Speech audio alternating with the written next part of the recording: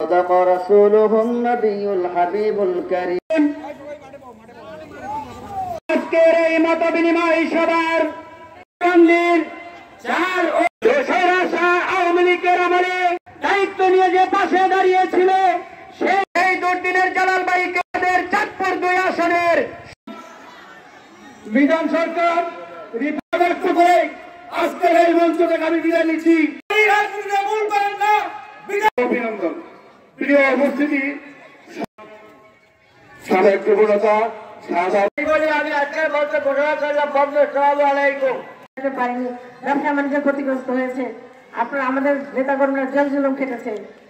তো এখন যে একটা সুষ্ঠু নির্বাচন হবে তাতে যে আপনারা ভোট দেবেন, আপনাদের প্রত্যেকের এক একটা ভোট খুবই গুরুত্বপূর্ণ এই দেশ গঠনের জন্য।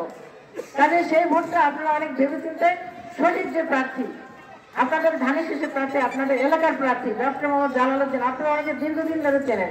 উনি এলাকায় সুখে দুঃখে উনি এই নমিনেশন পাওয়ার অনেক আগে থেকে উনি কাজ করছেন, আপনাদেরই সন্তান। কাজে তাকে যদি আপনারা ধানের শীষে ভোট দিয়ে নির্বাচিত করে সংসদে পাঠান, উনি নির্বাচিত হলে অবশ্যই ইনশাল্লাহ উনি একটা রাষ্ট্রীয় বড় দায়িত্ব পাবেন, সেই বিশ্বাস আমার আছে। সেই ক্ষেত্রে আপনাদের এই মতলববাসীর, আপনাদের এই বিশেষ করে ইউনিয়নের সুখে দুঃখে ভালো মন্দ কথা উনি সংসদে বলতে পারবেন। আপনাদের উন্নয়নের জন্য উনি যেমন বলতে পারবেন, এটা অন্য কেউ পারবে বলে মনে হয় না, কারণ উনি আপনাদের এই ইউনিয়নের সন্তান। সেই ক্ষেত্রে আপনাকে ধানের শীষে ভোট দিয়ে তাকে জয়যুক্ত করবেন। এখানে বিএনপি এবং ছাত্রদল, যুবদল, স্বেচ্ছাসেবক দল, কৃষক দল, বিভিন্ন আন্দোলন সংগঠনের সর্বপর্যায়ের নেতারা আছেন। আমি আপনাকে অনুরোধ করবো যে এখন আমাদের হাতে সময় বেশি নাই, ডিসেম্বরের সপ্তাহখানিক পরে হয়তো তফসিল ঘোষণা হবে।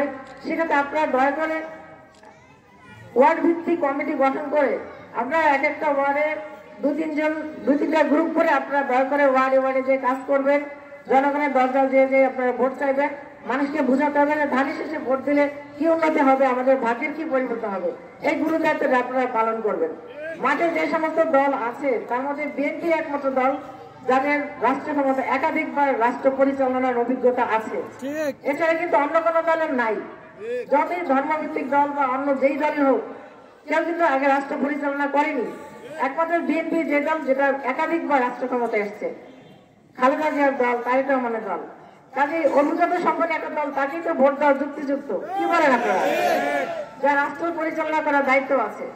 আমাদের এই দলের নেতৃত্বে এতদিন ছিলেন আমাদের প্রিয় নেত্রী বেগম খালেদা জিয়া। আপনারা জানেন যে উনি এখন শারীরিকভাবে অসুস্থ, কিন্তু ওনার দোয়া এবং অভিজ্ঞতা, ওনার অভিজ্ঞতা এবং ওনার উপদেশ সবকিছু নিয়ে দলটা চলে। এখন দলের নেতৃত্ব তরুণ যে আগামী রাষ্ট্রনায়ক হতে যাচ্ছেন তারেক রহমানের হাতে, এবং ওনার হাত ধরে দেশটা আমরা সবাই মনে করি আর সুন্দর মতো চলবে। যে ধ্বংসের দ্বারপ্রান্তে দেশটা চলে গিয়েছিল, সেই খাদের কিনারা থেকে দেশটা নতুন করে জেগে উঠবে।